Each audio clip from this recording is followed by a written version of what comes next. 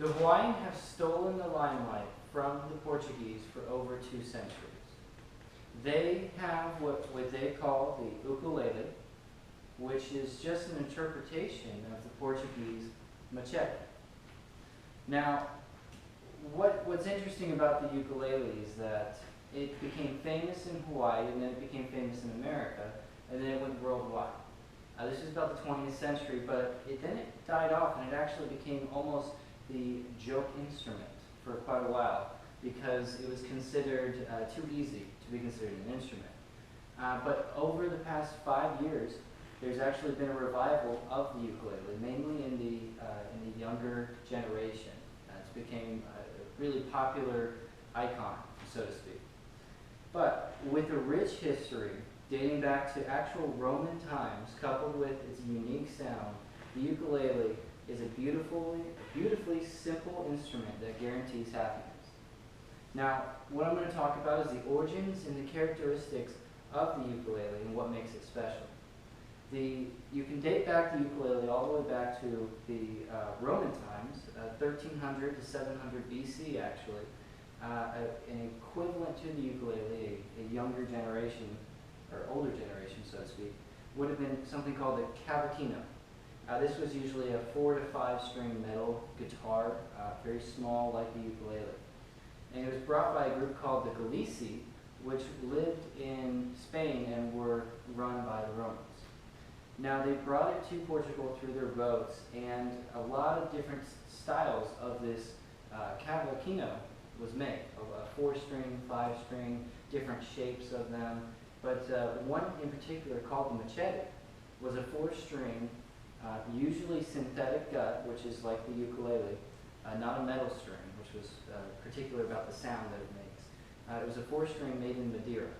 Now, these Madeirans brought over the machete to Hawaii right around the 19th century.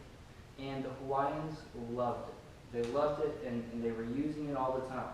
And what's interesting is that they can pinpoint it back to 3 specific cabinet makers from Madeira that became the grandfathers, so to speak, of all ukuleles. They created the main styles that we still use today. So what's interesting is that since this was an item brought by immigrants into Hawaii in the 19th century, they were already well established. They had kings, they had queens, they had music already. So it was odd to see nowadays where we see the ukulele is so ingrained in Hawaiian tradition. And what that is attributed to is actually to a gentleman called King Kalakaua. I believe that's how you pronounce his name. He introduced the ukulele because he loved it so much into every single thing that he had. Every ceremony, every special event, he brought the ukulele in, and he had official people playing. And it became famous, and everyone there in Hawaii it became custom. And that's how it became a custom in the Hawaiian culture. Now, what's interesting about the ukulele is that I'm going to go ahead and bring mine out. I have what's called a tenor. Now, there's 4 different styles of a ukulele. There goes the soprano, which is a small one, a concert, which is a bigger soprano, and then you've got what mine is a tenor, and then you've got something called a baritone. Now, they range in size of the actual ukulele, and then they range in size of the fretboard itself. They go from anywhere from, on a soprano, there's about 12 of these spaces in between, and on mine, there's 16 of them. So what that does is that gives it a different range. You can have a lot different range in a tenor than you can in a soprano. Now, my last little bit I'm going to be talking about here is going to be about the fact that, first of all, ukulele in Hawaiian stands for 2 different things. We're not really sure what it actually means, because the literal translation is jumping flea.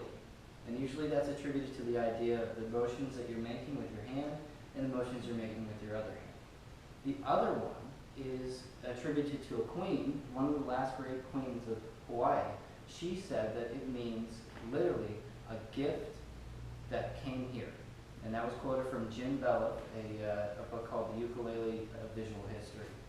And what's interesting about it is that either way, It's an instrument that has been ingrained in the Hawaiian society and the Hawaiian culture, and it will always be a Hawaiian instrument no matter where its origins are from. And that is my speech.